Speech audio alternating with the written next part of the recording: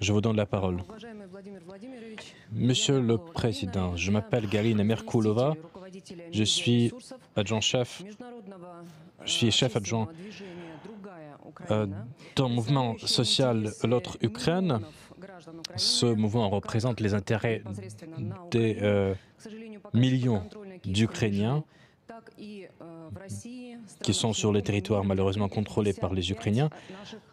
Et nous avons 55 filiales de notre organisation. Notre mouvement considère comme le moyen principal de sauver les Ukrainiens du régime de Zelensky, qui a usurpé l'exécutif et le législatif. Le seul moyen, c'est la réunification des peuples russes et ukrainiens. Et ma question, dans quelles conditions et sous quelles conditions êtes-vous prêt à entamer des négociations avec le président Zelensky?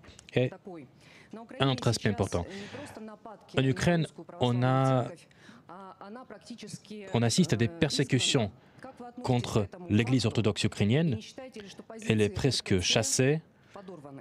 Comment évoluez-vous cette situation? Oui.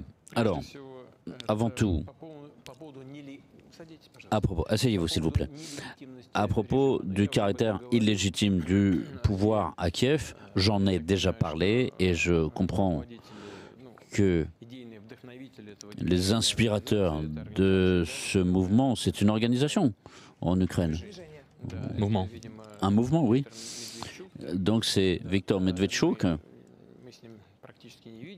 On ne se voit quasiment pas, mais je sais qu'il est sur le même point de vue. L'illégitimité, je le répète, il y a la constitution de l'Ukraine qui ne stipule rien sur la poursuite du mandat présidentiel, même en état de guerre. Il n'y a qu'un seul organe qui peut le faire, c'est un organe représentatif, c'est la Rada,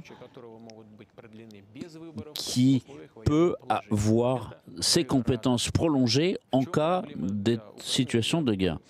Et donc le problème en Ukraine, et je pense que vous êtes au courant de cela, c'est que la structure de l'État en Ukraine est telle qu'il y a un certain nombre d'organes qui sont nommés par le président. Ça peut être les autorités régionales, les gouverneurs, ça peut être les dirigeants de tous les services de sécurité, etc. Mais si le premier personnage n'est pas légitime, quelle est la légitimité de ceux qui dépendent de lui et de toutes ces structures? Et tout ce que ces structures font en exécution de ces ordres, ça veut dire qu'elles sont, à ce moment-là, complices de cet acte anticonstitutionnel. C'est la première chose.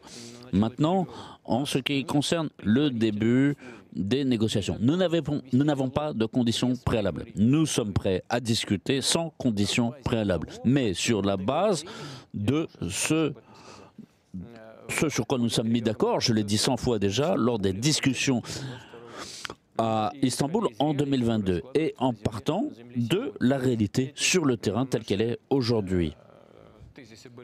Telle est notre position, elle a été rendue publique, et notamment au mois de juillet, lors de mon intervention devant le collège du ministère des Affaires étrangères de la Fédération de Russie. Inutile de répéter.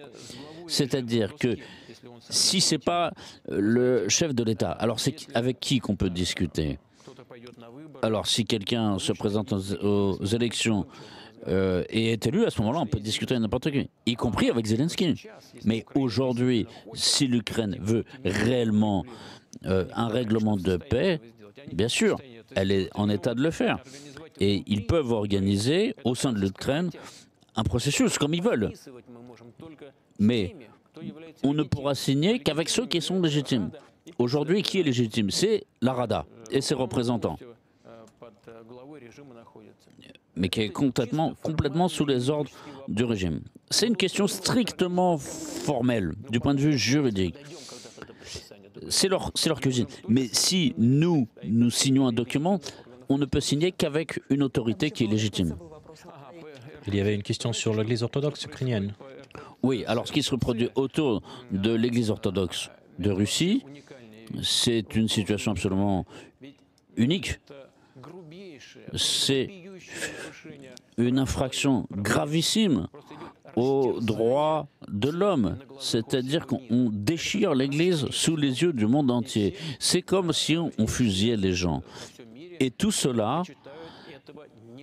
est totalement ignoré dans le monde. Et je pense que ceux qui commettent cela, j'ai dit, ils déchirent l'Église. Oui, en gros, c'est ça. C'est même pas que ce sont des athées. Un athée, c'est des gens qui croient, notamment, ils croient en la non-existence de Dieu. C'est leur conviction. Mais là, ce ne sont même pas des athées. Ce sont des gens qui sont absolument sans foi ni loi, des anti-dieux. Alors certains sont ethniquement des juifs, mais on les voit, qui les voit dans des synagogues? On ne les voit jamais dans des synagogues. Ils ne sont pas orthodoxes non plus, on ne les voit jamais dans des églises. Ce pas des adeptes de l'islam. Il est pas probable qu'on les voit dans une mosquée.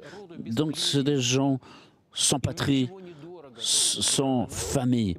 Et c'est des gens qui n'ont rien de cher et qui n'ont finalement rien à voir avec le peuple ukrainien. Ils dégageront un jour, ils sont prêts à danser dans les églises, c'est leur choix. Mais un jour,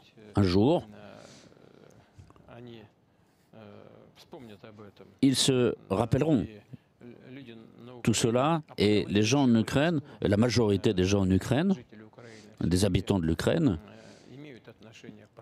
ont quand même un rapport avec l'orthodoxie. Ce discours de Vladimir Poutine soulève plusieurs points clés qui méritent notre attention.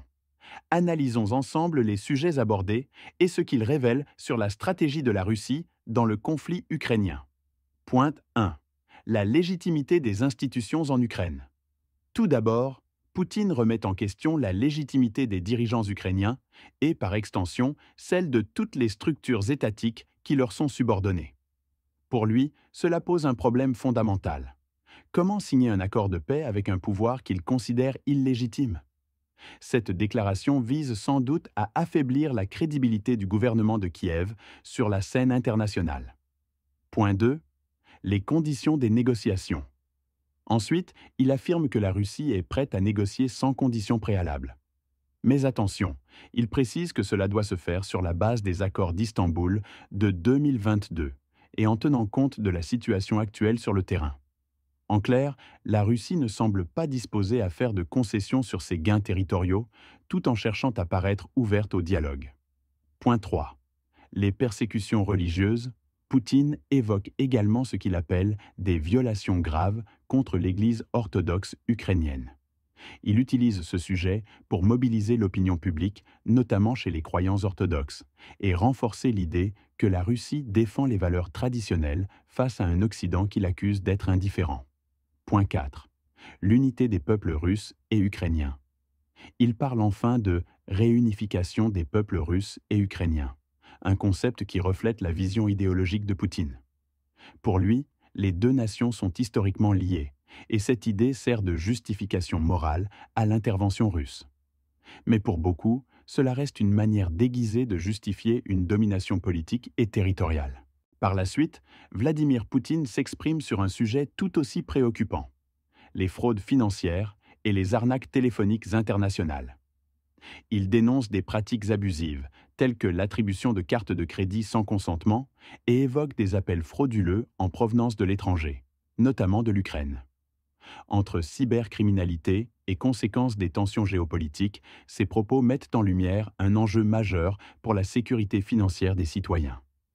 Découvrez ces déclarations et partagez vos réflexions en commentaire. Et les décisions, les solutions proposées vont être perfectionnées à l'égard des banques qui accordent de tels crédits en insolvabilité. Donc ici, il y a des rapports qui sont faits au niveau de la Banque centrale pour voir comment on peut attribuer des cartes de crédit à des gens alors que ces gens ne participent pas. Et alors, quand les gens se font extorquer, ils se retrouvent à devoir utiliser des cartes, à effectuer des virements, et les escrocs continuent à utiliser ça. Et donc les personnes qui ouvrent ces cartes, qui commandent ces cartes auprès des banques, sont souvent des innocents, mais ils sont pris dans ce réseau. Donc il y a un contrôle renforcé qui doit être fait ici. Et donc attention, parce qu'on peut être à ce moment-là complice de ces opérations d'escroquerie. C'est-à-dire, sur le plan formel, il y a quelqu'un qui peut être juridiquement innocent, mais en réalité, il est quand même impliqué dans ce schéma.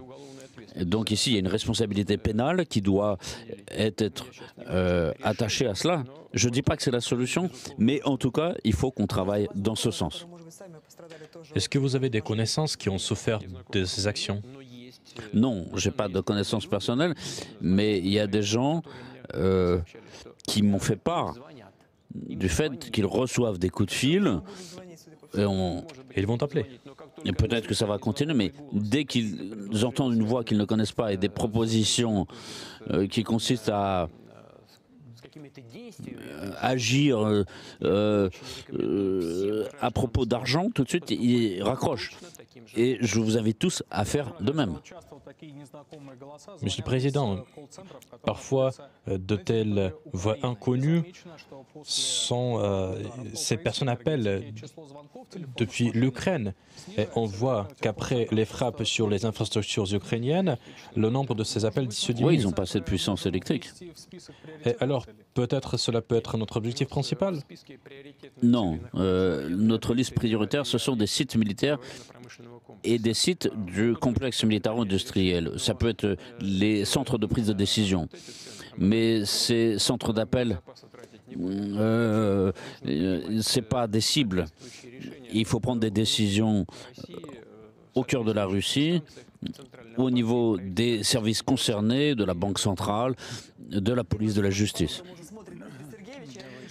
Et alors, Monsieur Peskov, oui, on a évoqué l'Ukraine et je vois l'inscription « L'autre Ukraine ». Cette intervention de Vladimir Poutine alterne entre ouverture diplomatique et justification stratégique des actions russes. Il nous rappelle que ce conflit ne se joue pas seulement sur le terrain militaire, mais aussi sur le terrain idéologique et politique. Et vous, que pensez-vous des positions exprimées par Vladimir Poutine? Est-ce une ouverture sincère ou une stratégie pour consolider ses gains? Dites-le nous en commentaire. Merci d'avoir regardé cette vidéo. Abonnez-vous pour suivre toutes nos analyses et rester informé sur l'actualité internationale.